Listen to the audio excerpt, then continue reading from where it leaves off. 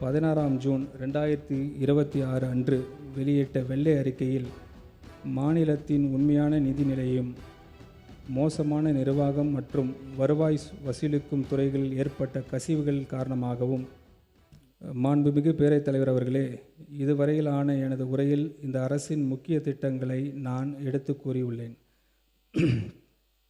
நிறைவாக இந்த அரசு மாநில நிதிநிலை குறித்து கடந்த மாதம் 16 ஜூன் 2026 அன்று வெளியிட்ட வெள்ளை அறிக்கையில் மாநிலத்தின் உண்மையான நிதி நிலையையும் மோசமான நிர்வாகம் மற்றும் வருவாய் வசூலிக்கும் துறைகளில் ஏற்பட்ட கசிவுகள் காரணமாகவும் மேற்கொள்ளப்பட்ட செலவினங்களால் மாநில அரசும் அதன் வழி நிறுவனங்களும், அதாவது தமிழ்நாடு மின்சார வாரியத்தின் வழி நிறுவனங்களும், தமிழ்நாடு சிவில் சப்ளைஸ் கார்ப்பரேஷன் மற்றும் மாநில போக்குவரத்து நிறுவனங்களும் மிக அதிக அளவில் கடன் பெற்றதால் ஏற்பட்ட நிதி நெருக்கடியும் தெளிவாக உண்மையாகவும் வெளியே கொண்டு வந்தது.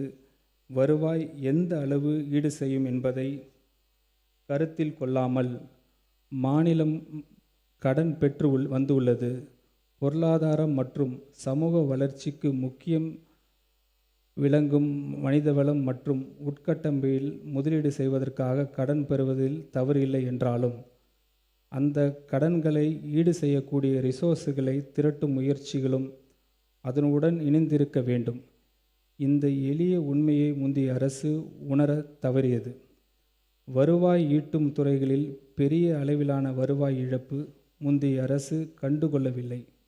மேலும் அரசின் கொள்முதல்கள் மற்றும் ஒப்பந்தங்களில் கணிசமான பங்கை நேர்மையற்ற புரோக்கர்ஸ் சுரண்டி செல்லும் வழி செய்தது.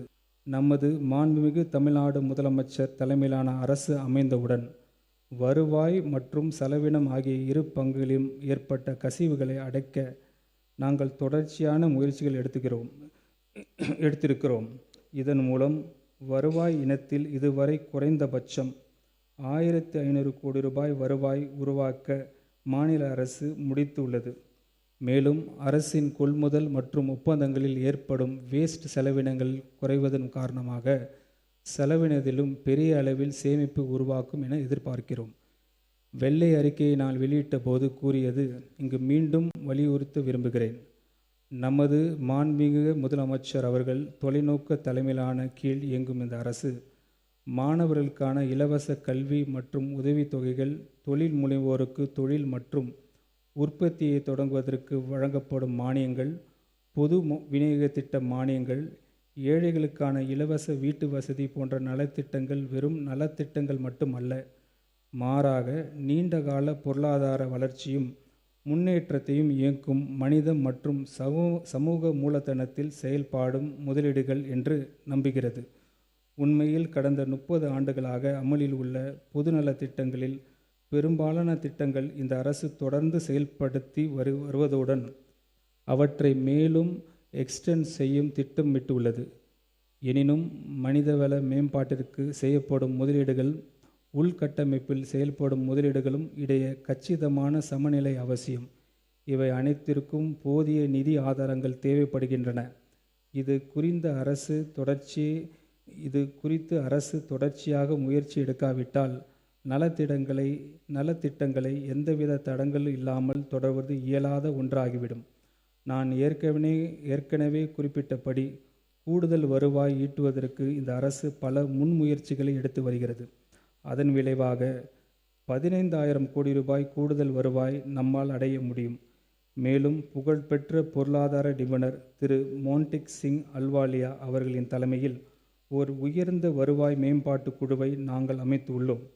மாநிலத்தின் மக்கள் நலத்திட்டங்கள் மூலமாக வழங்கும் சேவைகளின் திறனை மேம்படுத்துவதன் மூலம் செலவினத்தை சீரமைத்து குறித்தும் அனைத்து நலத்திட்டங்களையும் அத்திட்ட பயனாளிகள் மீதான நேர்மையான தாக்கத்தை மதிப்பீட்டு மறு ஆய்வு செய்வது குறித்தும் அரசின் திட்டங்கள் தேவைப்படும் அனைத்து மக்களுக்கும் உண்மையிலேயே பயன்பெறுவதை உறுதி செய்வது குறித்தும் மாநில அரசுக்கு ஆலோசனை வழங்குவதற்காக இது போன்ற ஒரு உயர்நிலை செலவின சீர்திருத்த குழுவை நாங்கள் அமைக்க உள்ளோம்.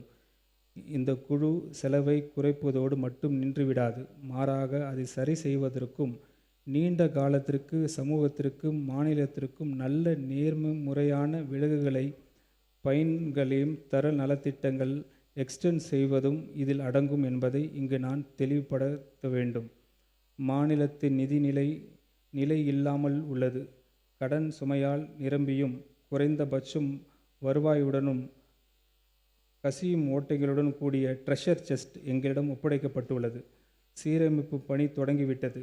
எனினும் நிதி நிர்வாகத்தை மீண்டும் பிசிக்கல் கன்சால்டேஷன் பாதைக்கு கொண்டு வர குறைந்தபட்சம் 2 ஆண்டுகள் தேவைப்படும்.